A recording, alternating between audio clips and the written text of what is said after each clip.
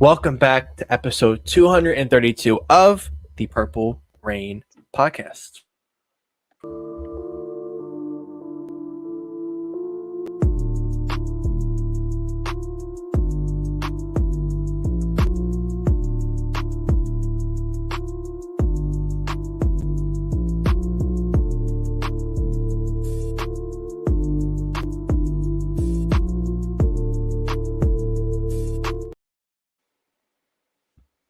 Yes, welcome back to episode 232 of the Purple Rain podcast.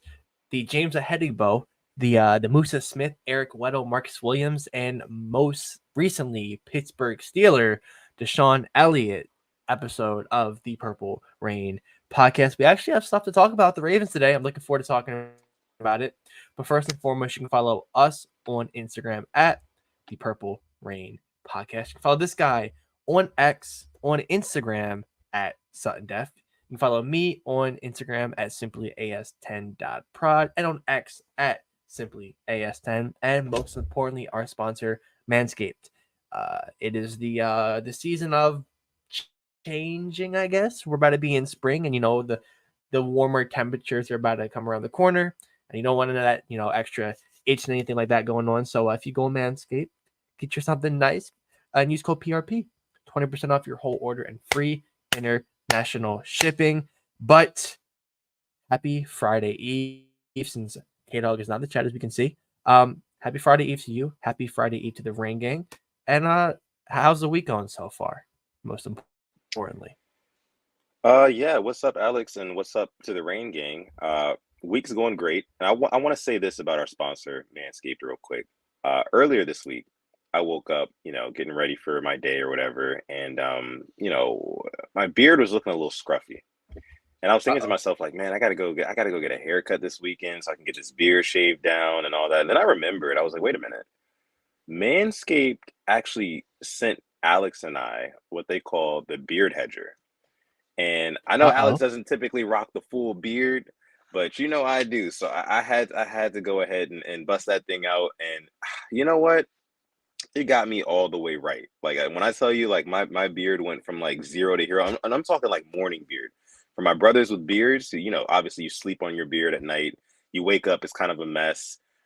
The beard hedger fixed all that for me. So listen, if you want to go ahead and try that out, I highly recommend it. 10 out of 10. Go on manscaped.com, use that code PRP. You're going to get 20% off.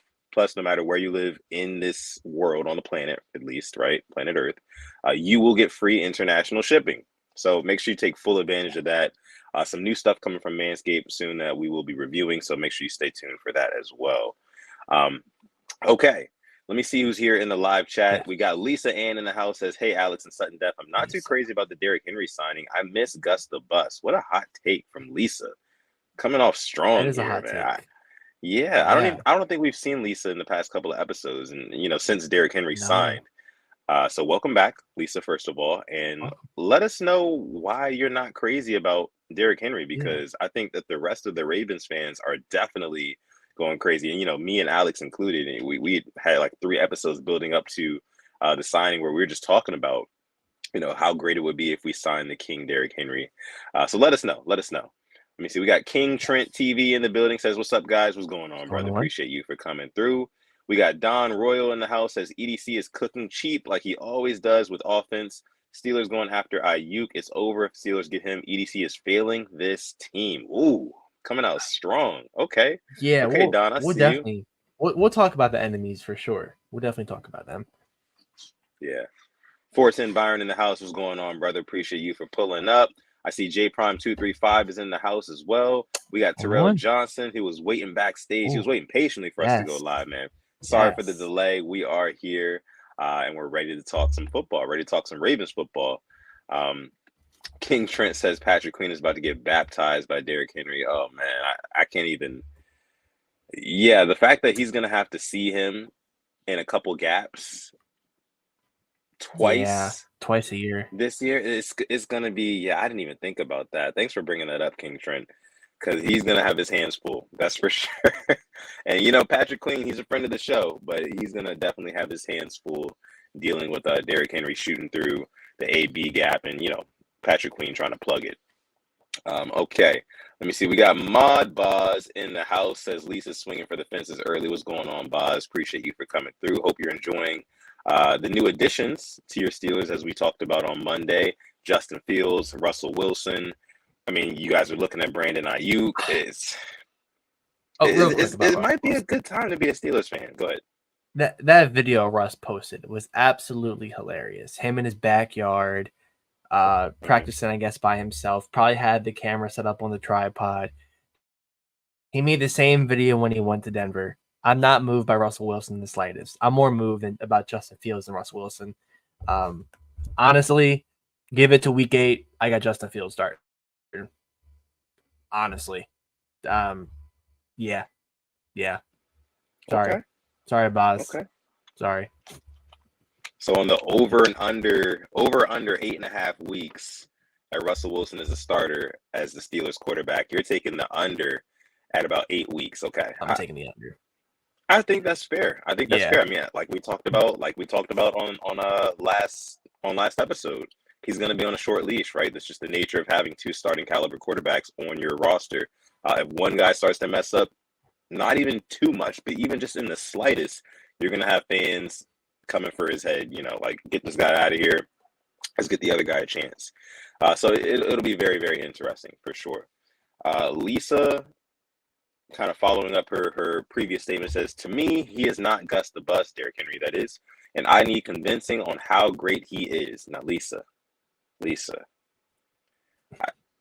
I don't want to dwell on the past too much, but I think it's safe to say that the Ravens, and Ravens fans have firsthand experience on how great the King Derrick Henry is. I mean, even last year, he had a hell of a season. I know he got a lot of opportunities to do so, but he took full advantage of those opportunities.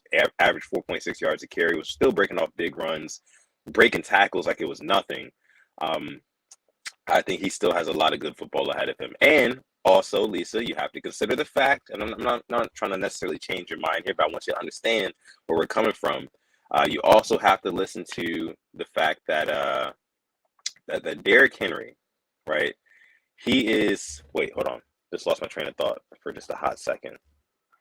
I saw a comment come through, but listen, Derrick Henry, he's one of those players, right? He's kind of grown older in age, but we know that older players can come to the Ravens. And since we are contenders, and since the culture in this organization with Lamar Jackson at the helm, John Harbaugh, who is kind of like a player's coach, guys tend to turn back the clock. And I think that Derrick Henry will have no problem doing the same thing. But yeah, sorry for that brain fart. I just had a No, you're fine. I want to just piggyback off of that because Derrick Henry got over 1,000 yards last year with a bottom of the barrel offensive line and being the only threat in that team. I know D-Hop's there, but the quarterbacks that were throwing to him weren't the best. I think Will Levis will be a good quarterback. I'm not gonna lie. He showed me something last year. He turned me into a believer. But one thing I'll talk about Derrick Henry as well is that according to Next Gen Stats, the fastest running backs in 2023. Number 1, Chase Brown, 22.1 miles per hour. Number 2, Devon Achane or Akne, 21.9 miles per hour. Number 4, Raheem Mostert, 21.6. Number 5, Kenneth Walker, 21.5. Derrick Henry in third, 21.7 miles per hour was the fastest speed he hit last year. Keaton Mitchell was up there, but he had 19.7 or 8. We didn't see him getting, breakaway speed where he just hits the hole when there's nobody in front of him. But Derrick Henry had the third fastest time last year for running back. I don't want to hear washed. I don't want to hear any of that. He is still here. And I'm still honestly over the moon. I'm like, wow, Derrick Henry plays for the Ravens. Somebody who ruined our season now plays for us. So I'm not going to sit here and try to convince you. He won't give you the 13 touchdowns Gus did last year, but I promise you this, that he'll give you game-changing plays, and he'll give you one where he could be going 6 carries, 14 yards, and that 7th carry he can break off for 50 to 60 yards. That's Derrick Henry. You never know.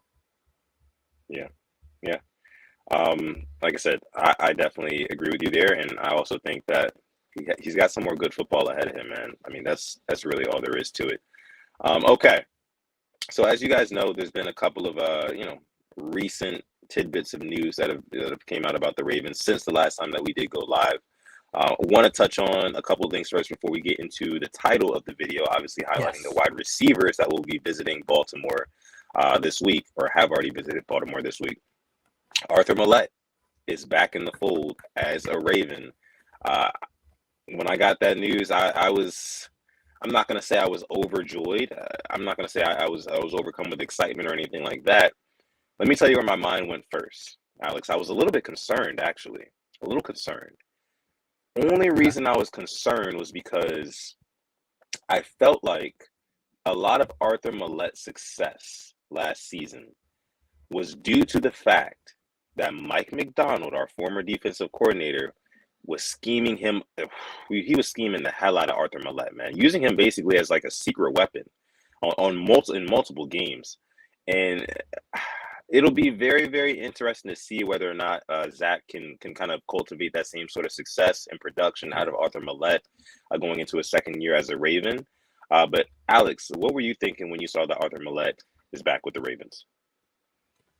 I was happy. I ideally in a perfect world we get him and Darby back, but I like what I saw from him, and unfortunately our season ended with him covering Marquez Valdes-Scantling to get the catch over him. But this allows Marlon to play on the outside. And honestly, I'm not even mad about the whole last play because the defense gave up 17 points in the second half. Defense did enough to win the game. We talked about this. But yeah, I think, it fills a hole in the slot corner. I still think, I wouldn't hate signing another DB out there. There's tons of good ones. There's Xavier Howard out there I wouldn't hate as a DB3. Hell, it's Stephon Gilmore. They don't have to play every single snap, but there's still some quality guys out there that wouldn't hate the Ravens to come and get and, beef up the secondary. It's a good signing. Knows the defense, and it sounds like he wants to be here, which I like to hear. And, contributed with sacks, contributed with that pick last year against the Chargers, and just a couple of ways, and brought energy. I like that. So I'm happy Arthur Maulet is a Raven. But I wasn't like you. I wasn't jumping around, kicking my feet, doing backflips, jumping jacks, and all that. But it's the moves that go under the table, under the radar that make good teams great. So hopefully he has a year like he did last year and even better. Yeah. I mean, that's what I'm looking forward to as well. But again, I do have those concerns because I do feel like he was a merchant of the scheme, at least just a little bit. So Zach Orr, he's definitely going to have his work cut out for him. And he's got really big shoes to fill. I mean, I know that the lineage of this Baltimore Ravens, organization really prides itself on defense, and we're never really lacking or in the bottom tier defensively. But it's going to be hard to replicate the success that Mike Macdonald brought out of that defense last year, and especially since we've lost multiple guys on that defense as well. I assume that, we're going to address a lot of these empty spots in the draft, and it'll be very interesting, to say the least, what Zachary Orr is able to do with all these new pieces and the remaining pieces that we had from last year, like in Arthur Maulet. So let's see what you guys are saying here. Lisa Ann says, I'm very happy Arthur Maulet is back. And why do you guys, or who do you guys think EDC will go with pick 30? So in terms of who, we'll probably get into that on our draft episode, which will be coming up. Very, very soon. We mentioned it on Monday. It's going to be within the next probably 3 to 4 episodes, probably like 3 episodes. So look for it, honestly, like late next week. We plan on doing like a draft episode. And we'll tell you then, Lisa. We'll tell you then. But in terms of like position group, I think for me, it's still offensive tackle. Now, speaking of offensive tackle, the Ravens just went ahead and signed an offensive tackle today, Josh Jones, right? Josh Jones, who was a 3rd-round pick for the Arizona Cardinals a couple years ago. And he's got some experience, but mainly his experience is at left tackle. The majority of his experience is at left tackle, and then followed by right guard. He's kind of been all over the offensive line. He's played the most snaps at left tackle, followed by right guard, and then followed by right tackle. And most of his success came as a left tackle. So I'm not really sure if this is the move that's going to be, or this is the guy who's going to straight up replace Morgan Moses. I don't think that's the case, honestly. I think this is more of like a depth move, that sort of thing. And I think we plan to fully address the offensive line in a more intentional way when it comes to the draft. So What were your thoughts, Alex, on the Ravens picking up a Josh Jones offensive tackle? It's about time. It was about time we signed an offensive lineman because our line wasn't looking good and still not. But one thing I took away is I feel like Patrick McCarry right now is our starting right tackle. Uh, I don't hate it. I don't love it. And that's why, day one, pick 30, if there is a tackle there, I would love for us to take it because I feel, or even just alignment in general, because it's what we need. We've seen what happens when a quarterback doesn't have a good line. Bad things happen, i.e. 2021. We know what happened. Not gonna sit here and talk about it. And we've seen other quarterbacks, with bad lines, and they don't look good at all. So I'm leaning towards O-line here. I really am. It's kind of just like O-line, space, another position. But yeah, it has to be O-line for me. But I'm happy that we did sign some depth. Yeah, I agree. And, a lot of people are still saying wide receiver might take precedence over offensive tackle or left guard or right guard or whatever we want to address on the offensive line. And I disagree. Well, I do think that it will be beneficial for the Ravens to have at least one more solid piece at pass catcher. I just think that, again, the offensive line is the foundation of an offense, and it does not matter who you have at wide receiver or tight end or a pass catching running back if your offensive line is not giving your quarterback enough time to block. And this is just obvious. We all know this as football fans, but that's the main philosophy that I'm carrying into this 2024 draft, man. I mean, shore up that offensive line and everything else will literally follow. Now, I do think that the Ravens should address wide receiver maybe second round, right? I think it should go offensive lineman first round, second round. If there's a guy that we really, really like there in the second at wide receiver, I say we take him. And then we go right back to addressing offensive line, DB, like positions like that we need. Yeah. So I'm right there with you. Go ahead. Yeah. That right there is, if you ask me what I want my first two picks to be, it's O-line and receiver. That's 1,000,000% what I want. And then O-line again, DB, or maybe if there's a guy edge that they like, third or fourth round, I wouldn't hate it either. But O-line and receiver, give it to me. Yeah, that was perfect. Definitely agree there. Now, speaking of receiver, because receiver seems to be like the hot button item topic, whatever you want to call it, for Ravens fans right now. And it normally is. Now, I've kind of noticed this over the offseason. I mean, because it's the sexy take. It's a sexy topic, right? Like, who's going to be the next big name wide receiver that the Ravens get? And, last year, I think we kind of had to make that big splash in free agency and go ahead and pick up a guy like an Odell Beckham Jr., big name. Of course, he's had some solid production here and there, helped the Rams win a Super Bowl a couple years back. And plus we were amidst all that, contract situation with Lamar Jackson. We wanted to kind of lure him back. So that was one way to do it. But this year, I think that, and again, I'm going to keep bringing up Bateman, the great Bateman debate, man. It's so crazy what the back and forth that I've seen on the internet, on Twitter, between people saying that, give Rashad Bateman more chances, more opportunities. He needs to grow into a focal point of this offense. And then the other half of people saying, especially non-Ravens fans who don't watch all the Ravens games, don't understand what Rashad Bateman is capable of on the football field, are saying and telling me, hey, man, this guy is a wide receiver 3 at best. Some people are saying he sucks. You guys need to go out and get a big name guy, big possession receiver, which I agree with. I tend to agree. We need to go out and get a, 6'4", 6'5" receiver who can go up 50-50 balls, hands. I've been saying it for years, right? I've been saying it for years, Alex, and you've kind of been echoing that sentiment as well. But Rashad Bateman, there's just so much more out of this guy that I think we need to get, and we have not gotten it yet. Yeah, I know the argument you're talking about.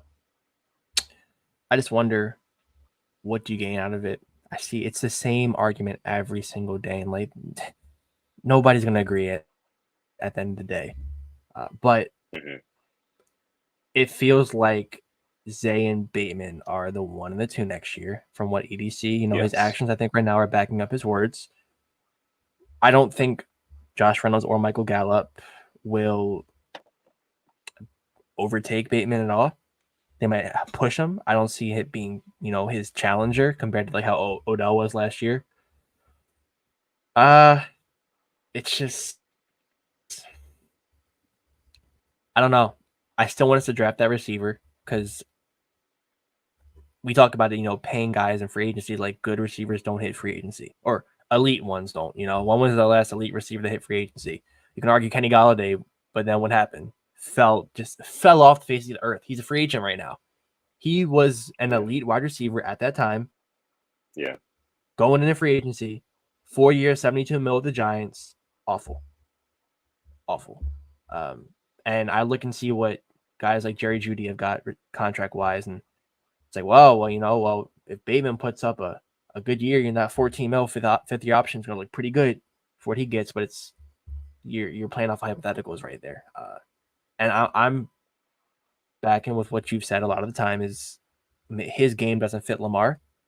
Like you said, he's on timing guy, and it's time that they kind of meet in the middle. Has to learn about Lamar. And Lamar's to learn about Bate. Unfortunately, the first year Bateman was missing time, and then Lamar missed time. Same thing last year, or 2 years ago, 2022 season. Bateman missed time and Lamar missed time. And then last year, they finally had a year together and just didn't look right. So you hope this summer, they get together, they fix it. Hopefully Todd Monken's talking to them, but if this team's going to even make a shot to, be nearly as good as they were last year, Bateman has got to take that next step. And honestly, I'm looking at over 750 yards. That's probably, Zay put up what? Upper 900s? Yeah, I have to double check and see what he ended up with last year. I think it was just short of that. And if he's going to be taking Odell had a good amount of targets, so if those are going to go to Bate, need to see the production. So I still want us, draft somebody. And I guess getting the title of the video, I would take Josh Reynolds over Michael Gallup. I would take him. Gallup has not looked the same since that ACL injury he suffered a couple years ago. And, I watched a lot of Lions games last year. I'll tell you this, Josh Reynolds averaged 15.2 yards per catch. He's not a number 1 or a number 2, but he's a chain mover and he's reliable. I definitely would take him for the right price and then draft a guy. And then it's a good receiving course, not great, but it's, kind of on the same levels as it was last year.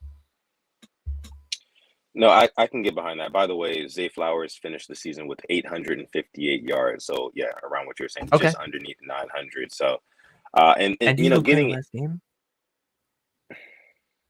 I don't think he did. No. Yeah. Okay. Garbage time game. Okay, it's not bad.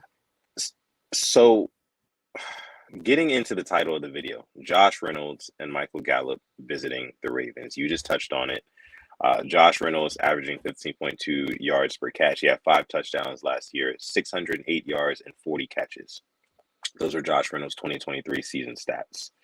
Now going over to Michael Gallup's stats, which I'm reading here off of my phone. 34 catches last season, 418 yards, 2 touchdowns, and 12.3 yards per catch. Another important thing I want to note as well, Michael Gallup is 6'1", and Josh Reynolds is 6'3". Around the same age, the two guys. Now, here's my thing. And by the way, Death to Beta, yes, I'm very tired. Work has been very long this week, but thank you for coming through.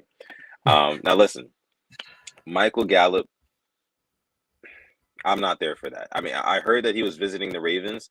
It moves not a needle in the world for me. Like, it just doesn't, right? So I'm not of the school of thought that we need to bring him in or even really entertain that. Even for the right price, to be honest with you, I'd much rather draft a guy. Right? But Josh Reynolds is a little bit more intriguing, and you kind of enlightened me just now without even knowing it. Like you said, for the right price, Josh Reynolds. Now for the right price, Josh Reynolds makes a little bit more sense to me than Michael Gallup, right? Michael Gallup, of course, dealt with the ACL. But Josh Reynolds, was kind of like Jared Goff's security blanket in a lot of ways last season. If you go and look back at the tape, he was very good. Now the only thing that concerned me, right, was in the playoffs, That in was that good. NFC Yep. Championship game. Only thing that concerned me, two crucial drops, right? One of them came on 4th and 2 when I think that the Lions were up 14, like in the second half. He drops an easy one right through his hands, right? And I think there was another one where he dropped a pass on 3rd down. So if we're talking about on the biggest stages, right, which is where we need these guys to show up, we need these guys to show up and not make these kind of bonehead mistakes, because we saw what happened last year in the AFC Championship game. Our wide receiver one, Zay Flowers, and yes, Zay Flowers is our wide receiver one. There was some bonehead mistakes, man. I mean, the fumble, the taunting penalty, things like that. Which, the taunting, I think that's kind of like a maturity thing that Zay Flowers will definitely grow out of, I think, going into year 2. So I'm not so much talking about that, but maybe like the fumble. And I understand he was trying to go for the goal line, but there's just a better time and a place, right? There's time and a place for everything. But let me see. Dre says here, the Gallup moves irritate me. The Gallup move irritates me. Yeah, for sure. Not a fan of it. Not a fan of it at all. Killer Cam. He hits the nail on the head right here. Put that money in the O-line. I agree with that. I'd rather go out and spend that money that we would spend on a Michael Gallup on a solid offensive lineman, so a Rashad Bateman can get more targets, more looks, because Lamar Jackson has more time because he's sitting behind a viable offensive line. That's what I'm thinking. A lot of people are just ready to jump at the first wide receiver name that comes down the pipeline. Not me. Okay, not me. Yeah. What do you think? And you bring up the drops of Josh Reynolds. I've been a fan of his since he was with the Rams a while ago, and those drops hurt me. And he had 4 of them in the regular season last year, 3 in the playoffs last year. He had 1 against the Rams in the wild card and 2 in the championship. And that's where, it scares me. It really scares me, because you're going to tell me in 17 games you only had 4 drops. But when the lights get bright, cut those lights off. They're too bright. Turn them off. Turn off the lights. Like, that is, and that's what we've been missing. And even you can go back to years prior, it's always the drops in the playoffs. And who's to say we get a rookie and the same thing might happen? Are we expecting a rookie to be Jamar Chase? Not every rookie is like Jamar Chase and has that crazy postseason run he had. Right. But for the right price, I'm not gonna lie, I wouldn't be sitting here and hating it. But it doesn't take this team from good to great or great to elite.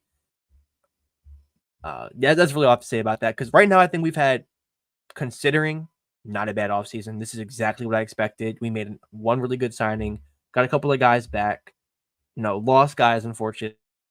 That's expected. But now is when we're going to start making a little bit more moves. It was funny. I was just saying to one of my friends, I was like, we haven't seen it. The Ravens been visiting with anybody. And then sure have it, Gallup's visiting, Reynolds is visiting. We signed Chris Board and the lineman out of nowhere. Like, no reports, no nothing. Just they're signing the Maulet extension, or the Maulet signing came out of nowhere.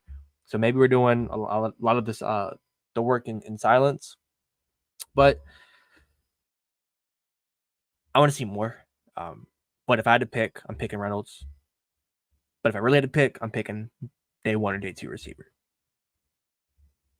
Yeah, I totally agree there. I mean, I'm all for going forward in the draft. It's just get a guy who's cheap for 3-4 years, right? And just kind of experiment with him instead of going out and signing a receiver from free agency that just ultimately is not going to move the needle. Yes, it's sort of a name, right? But I'd rather have a guy coming out of college who, like I said, we don't have to pay a boatload of money for, and him surprise us with his production. That's what I would prefer.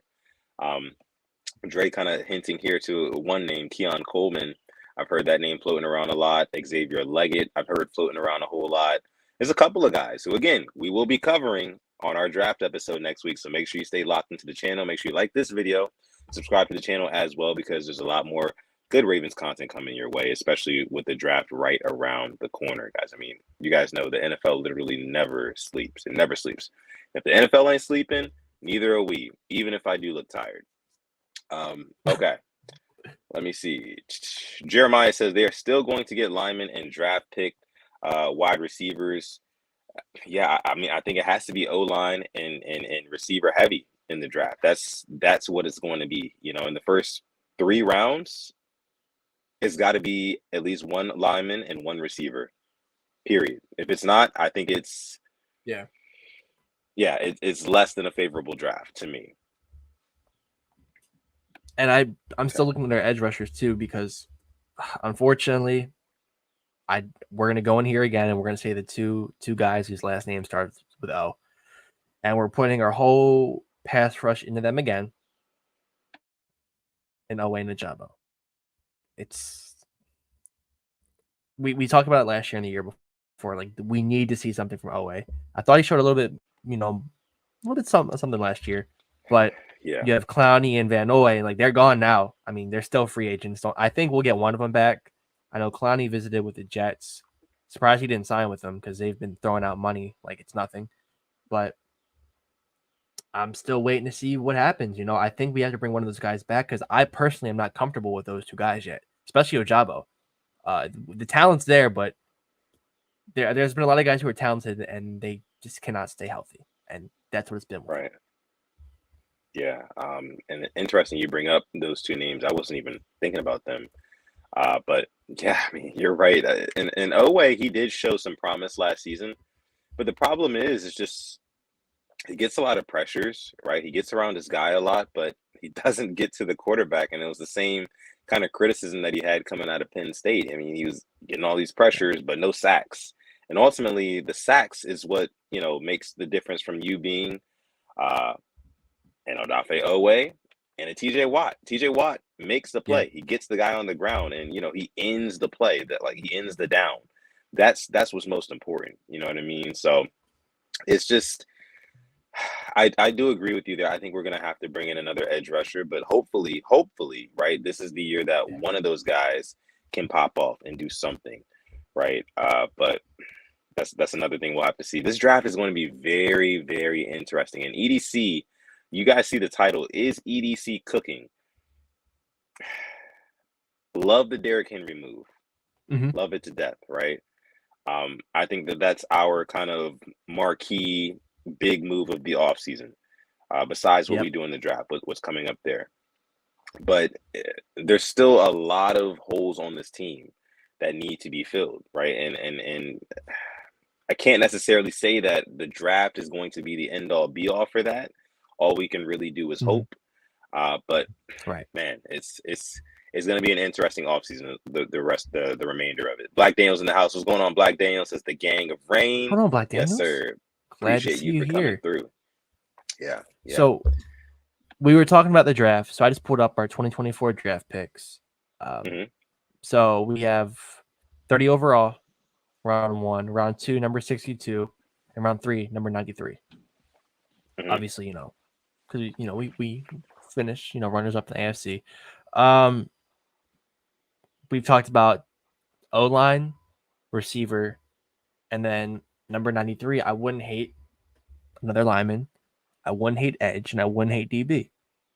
DBs may be down the list because we have Stevens and Marlin. If they're healthy all year, hopefully they won't have to play as much. If EDC can just hit this class out the park and get some day one starters, that'd be nice. But I just still think back to our round 3 pick from 2021 and Ben Cleveland. And I saw Mel Kiper talk about how Andrew Voorhees is like a second or third round pick this year. Yeah, I saw that. What'd you think about that? I saw that, and I don't know about you, I'm not that comfortable with him being our starting day one guard, just because what he came off of. And maybe if I see it in the preseason, he's looking real good, maybe my mind will change. But that just is very scary. I know he's very good with USC, but I just don't want to sit here and throw a guy in the fire who sat out all of last year. I won competition. I won a veteran in there. But right now, our line, what I think is, we have our left tackle Stanley, right tackle Makari, center Linderbaum. We need 2 guards. That's all it is. Yeah. Killer Cam. No, I mean, agreed.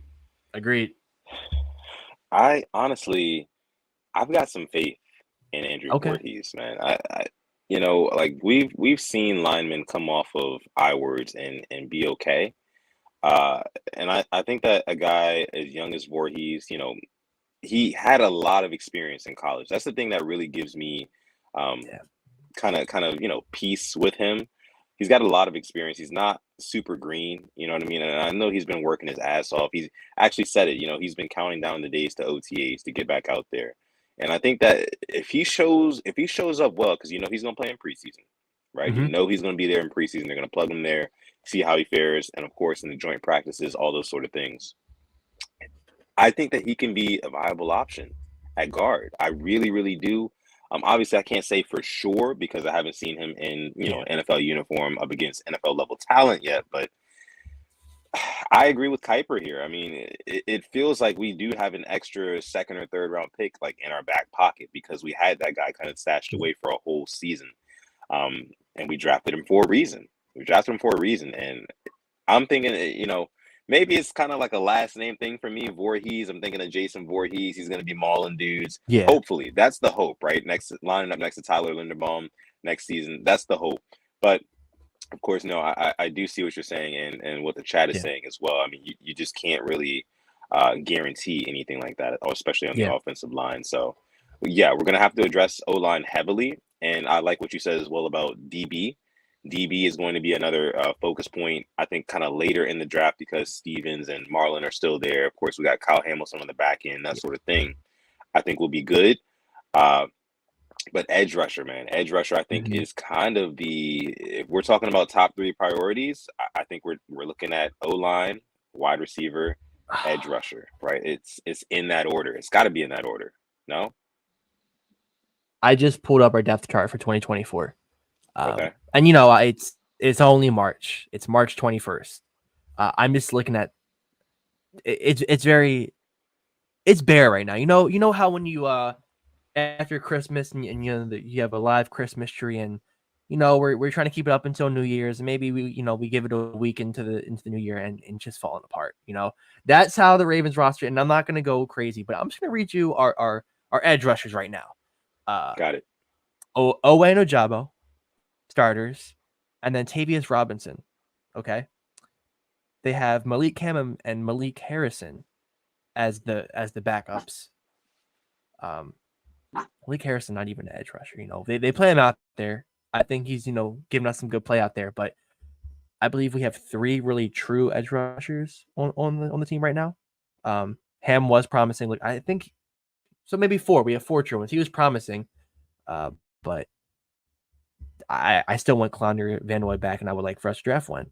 Tavius Robinson, I think he had one sack last year, had a couple of plays, but definitely think it's time for us to see something else there. And then for O line, Ronnie Stanley, Andrew Voorhees, Tyler Linderbaum, Ben Cleveland, Patrick McCarry is if the season started right now, that's our line. And then behind them, Falele, Josh Jones, who we just got, Tayshawn Manning, and Malasala Amuve Laulu, who Hmm. is he even a real That was person? good. Thank you. I've been trying. Is he even real? No, we didn't see him at all last Yeah, year. We used a 6th-round pick with him from Oregon. yeah. This is your chance. If you really, if you look at the Ravens, we can make nobodies into somebody's alignment and get you paid. We just got John Simpson paid, and I think he had like 12 or 13 penalties last year. Yeah, I mean, a lot of that has to do with Lamar Jackson and his escapability. I That mean, too.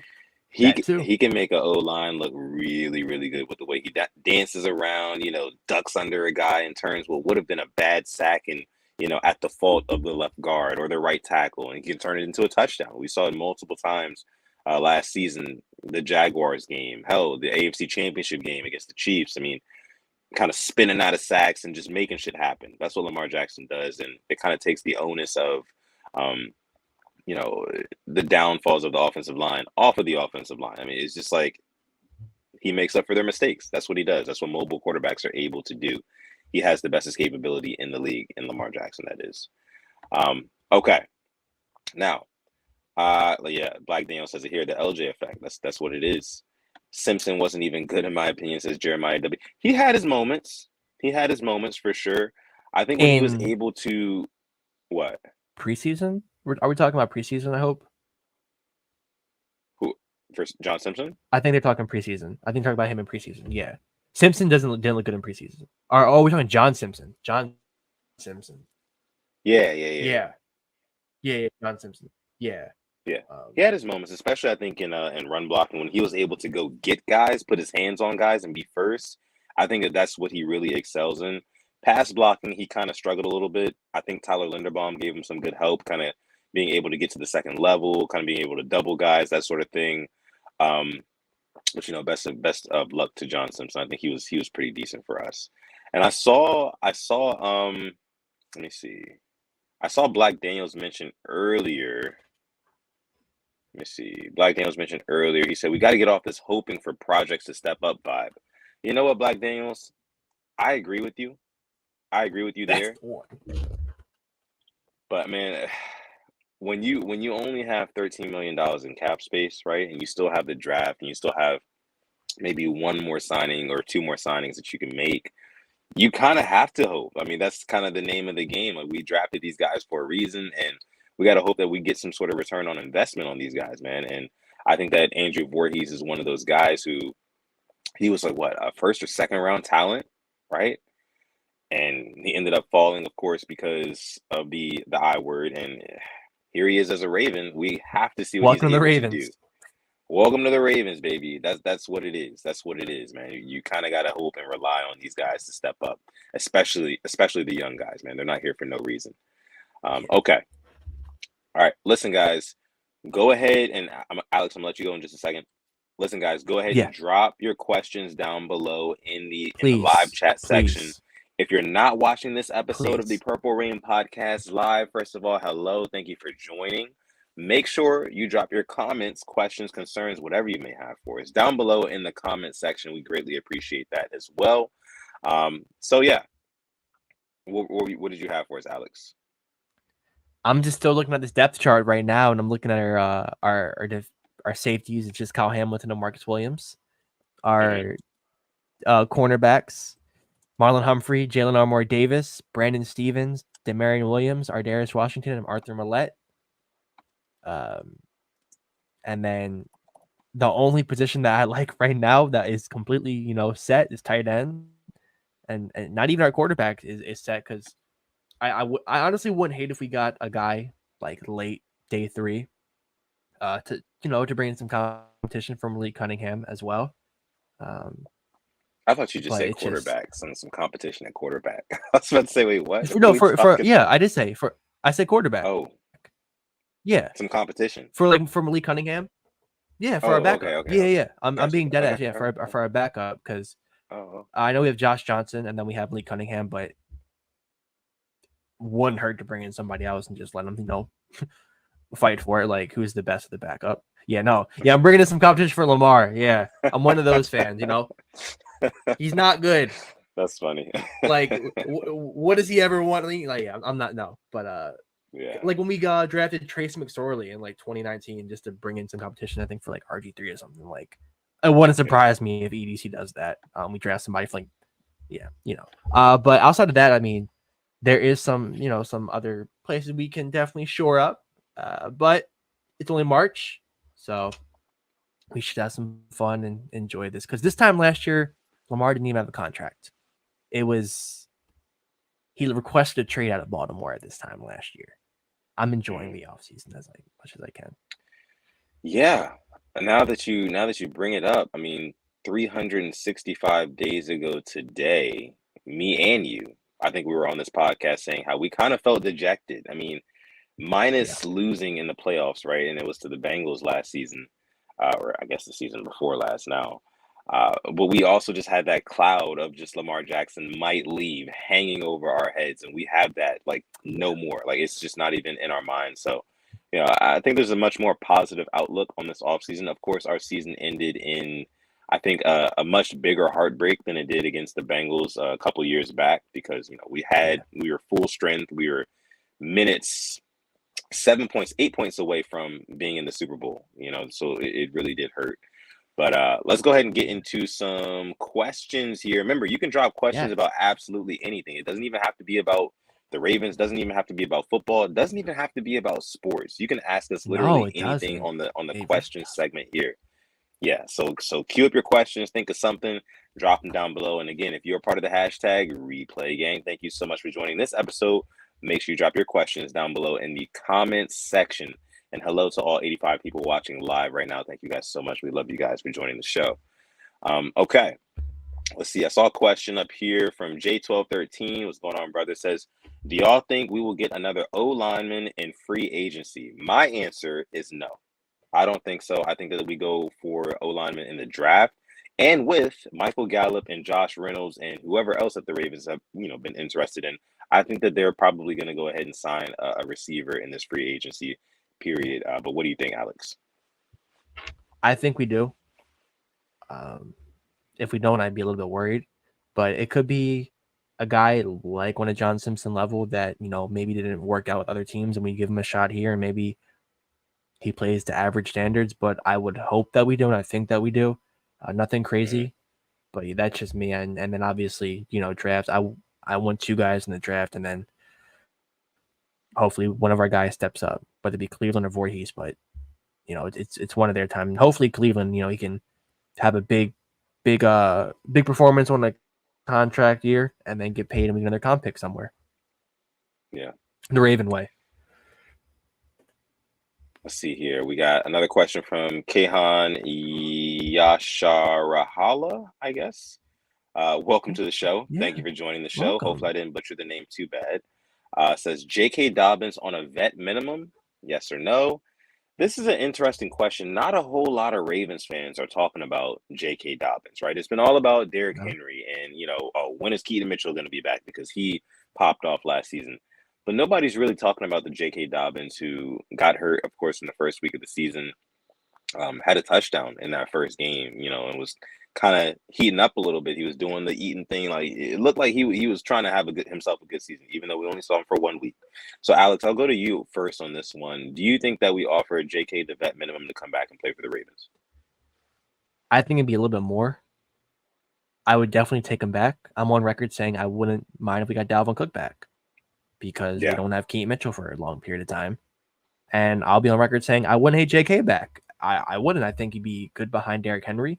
Be a good 1-2 punch, and then when you have Keaton Mitchell back, I would like it. Does he want to come back? I don't know. And I'm gonna sit here. I will stand on it. I'm gonna be a J.K. Dobbins truther. When he's healthy and when he was playing on damn near one leg, he was still eating defenses apart in 2022 against the Steelers. He was doing it in that playoff game against the Bengals. If he gets more carries, I don't know what to think about if we win that game, what the narrative would have been. But I think we win that game if he gets more carries. And Killer Cam, great point. I don't think he trusts the organization. I don't think they trust each other at this point anymore. That's the biggest thing. Yeah. And Black Daniels, does JK want to be back? I don't know. I hope he wants to. But production-wise, he's a running back 1. Unfortunately, availability-wise, he's not. So that's just being honest. Unfortunately, I would love for him back. He's one of my favorites. The way he came on the scene in that 2020 year and really snatched the running back 1 by the scruff. I would love to see 27 back as Raven. Over to you. No, I agree. And, I love Black Daniel's point here. Does JK want to be back? And, you said it as well. Like, I don't think that they trust each other. I don't think that the organization can trust J.K. Dobbins to stay healthy. I don't think that J.K. Dobbins really trusts the Ravens to give him the opportunities that he needs in order to kind of heat up and be that productive force in the backfield. It's unfortunate. It's a tale as unfortunate as time, man. It's just, it sucks because it really felt like we had like a legit RB1 who was going to be with us for at least, 4 to 5 years of solid production. We saw it early in his career. He was really popping off, but I word after I word after I word kept happening, and here we are in what year? What is it? Year 4 or 5?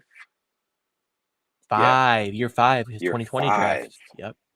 Yeah, year 5 for J.K. Dobbins, and we really have not gotten the return on investment that we would have wanted. And J.K. Dobbins hasn't got the opportunities that I feel like he's wanted. So I think that one of these teams who, maybe is needing a running back and maybe they don't address it in the draft, after the draft, they might say, hey, what do you want for J.K. Dobbins? Or J.K., come over here, play with us. that sort of Yeah. thing. So it's unfortunate, but I think there's a reason why we went out and we got Derrick Henry. And I know that the Ravens love Keaton Mitchell. And, you talk about damaged goods, right? Keaton Mitchell, he went down with the I word, the ACL. We know that sucks, but JK's been hurt multiple times on multiple different occasions. So I think that the Ravens ultimately take the lesser of two evils and end up letting JK walk. That's just me. As I just knocked my AirPod out, I just thought of a team where I think JK might have a home at. A Cowboy. I just looked up their depth chart, and Ooh, their yeah. starting running back is Rico Dowdle, or however you say his name, and backup is Deuce Rico Vaughn. Dowdle. Had like his backup is Deuce Vaughn with a whopping like 40 yards last year. I could see They don't it. have a running back one. Like, and I'm trying to think because I thought he would go to the Chargers maybe with the whole Giro, but then they get Gus. Then again, they could still get him, but they have Joshua Kelly, I'm pretty sure still. Dallas low-key is a good fit for JK. I'm not gonna lie. I think he would feast on offense if healthy, but it's just yes. And I only thought about the Cowboys because they were mentioning the Ravens, Cowboys, Texans all in for Derrick Henry, and then obviously Texans trade for Joe Mixon, Ravens get Henry, and there's the Cowboys with Rico Dowdle. So yeah. All right. Let me see. We got another question here. This one's coming from Knock Andrew. And he's from Houston. Says he's from Houston. Oh, that makes so much sense. That makes so much sense. Oh, JK, we're your agents right now. We're doing the hard work for you. Our client can come and cook for you. I mean, and this also goes to show. I mean, I think that a lot of Ravens fans wouldn't mind, as much as it hurts to say, a lot of Ravens fans would not mind seeing J.K. Dobbins walk. And again, that hurts to say, but I don't think the organization or the player trust each other. The fans are kind of, I think, a little bit over it, to be honest with you. The fact that they bring in a Derrick Henry, the fact that we saw what Keaton Mitchell was able to do last year, all those things added together equals Dobbins probably won't be back as a Raven. And again, it sucks because it felt like he was our guy, but it's a business and things happen. Okay. Knock Andrew says, do y'all want OBJ back? I want everybody to answer this question. All 92 people watching live right now, the whole replay gang, answer this question in the live chat or in the comment section, whichever you prefer. Do you want OBJ back as a Raven? I'll start. I'm going to say no. I do not want Odell Beckham Jr. back as a Raven. Why?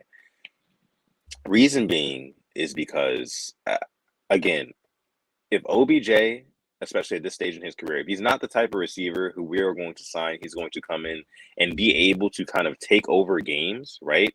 And be that kind of like X receiver, not necessarily saying he has to line up at the X position, at the X spot every play or anything like that, but is he going to be able to really, really be Lamar's main target? And again, he was second in targets last year for Lamar Jackson. And I feel like some of those targets were a little bit forced, and I feel like some of them should have went to Bateman, who is a younger guy who I think has upside still. And a lot of people might call me crazy, but I think that Rashad Bateman, again, he can still be a focal point on this Ravens passing attack. So if I had to ask myself this question, is OBJ going to be able to take over a game? Is he going to be able to consistently, be that kind of, I guess, security blanket outside of Mark Andrews for Lamar Jackson? The answer to that for me is no. So I'm going to say I don't want OBJ back. What do you say? So number one, Andrew says he's a Raiders fan. So thank you for coming through. Coming to a Ravens stream and a Raiders fan. Much respect to you. I would take him back. I mean, that's not a surprise, I think, to you, but it has to be less than what he was making last year. That's an insane price for the production. He was a great mentor, great leader, was moving the chains. I would like to see, Bate get some of those targets, but unfortunately, it looks like he's going to be a Dolphin. I think Odell's going to Miami. I think he's going to, let me just step back as not a football player, as influencer, as a pop star. He's one of the few A-list NFL players. I think he may be one of the only ones out there in the league right now. Miami or Baltimore? Yeah, I mean, I think for his that if you brand. ask Odell for the brand, yeah, I mean, Miami's huge. Miami is huge. I thought even the Chiefs would have been huge, right? Yep. Uh, but here in Baltimore, I think that I appreciate him for what he was able to do, kind of being that veteran, coaching up some of our younger guys, and having the veteran savvy enough to draw some penalties from the refs. Of course, he had a couple bright spots, but it just didn't really seem like he was. We paid him fringe wide receiver one money for a free agent, right?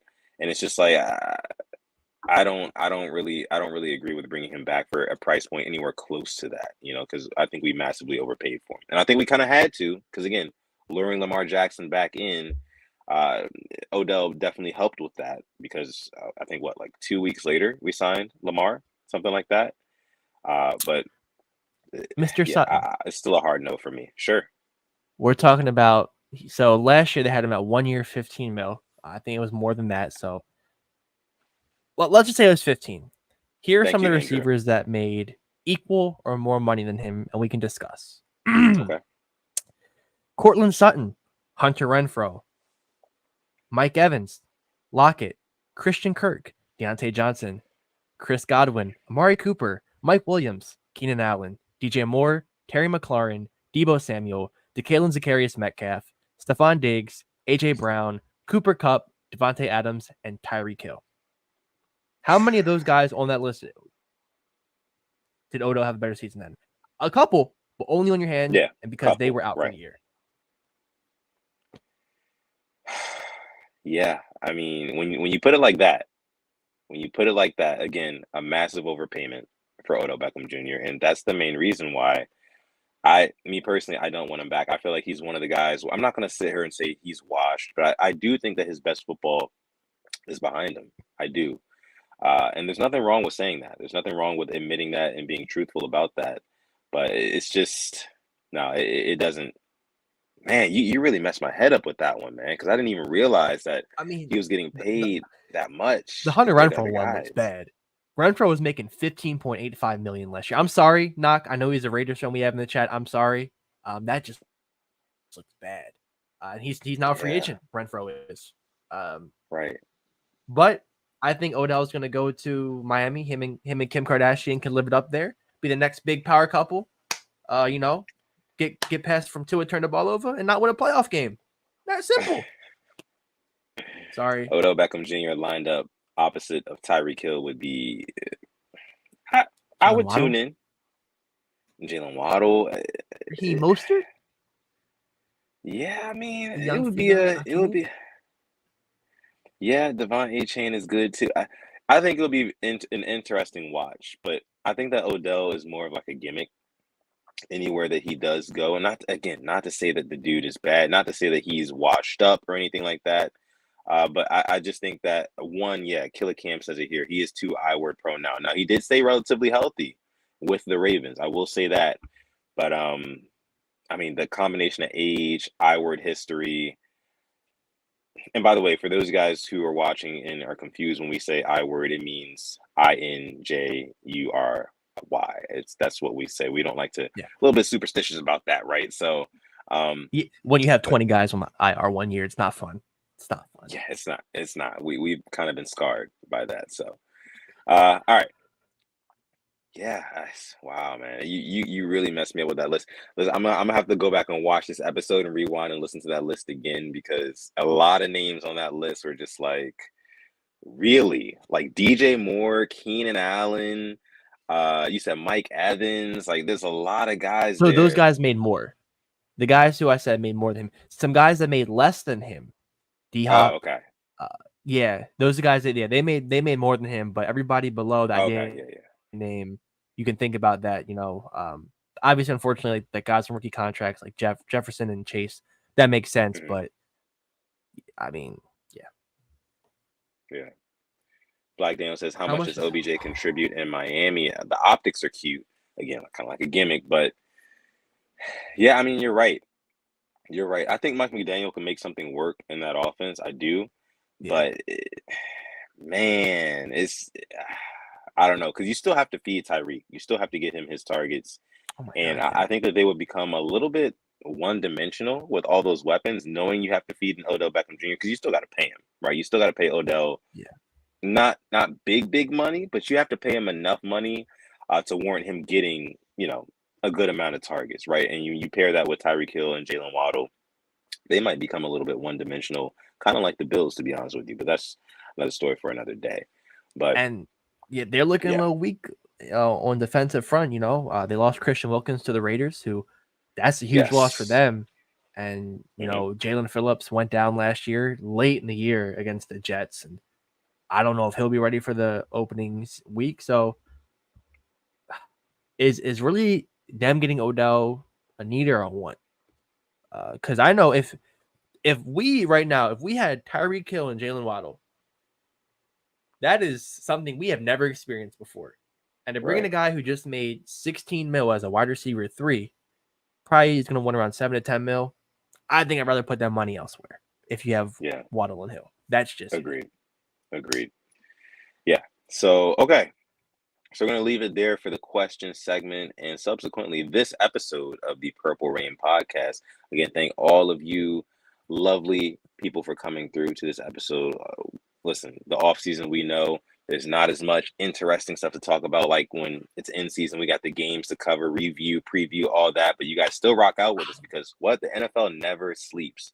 If the NFL never sleeps, neither do we. So again, thank y'all Yeah. so much for coming through. Make sure you can find us on Instagram at the Purple Rain Podcast.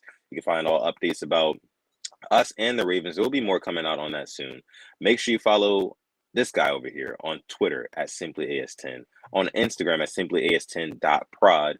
You can follow me on Twitter or Instagram at SuttonDef, just like you see down below. And then, of course, our sponsor, Manscaped. I led the episode with it. One product from there that you got to get for all my bearded brothers out there. The Beard Hedger it's a lifesaver, to be honest with you. If you want a quick fixer-upper for your beard, get the Beard Hedger, man. You can save 20% off of that using our code PRP. Plus, you're going to get free international shipping as well. Thank you to all you guys new listeners who are here today, listening to the Purple Rain podcast for the very first time. A special shout out to you. We appreciate you for coming through again, especially over the off season. Non-Ravens fans who come and listen to us, a special shout out to you as well. That is amazing. That's huge for us. We love you guys for tuning into the show. Make sure you guys like the video, subscribe to the channel. And with that being said, I'm going to let my guy Alex take us out. Thank you very much for everybody coming through to this episode 232 of the Purple Rain podcast. And as always, stay positive, test negative. Yeah, and never, ever, ever forget, even on the rainiest of days, to call God. This has been episode 232 of the Purple Rain podcast. We're going to catch you guys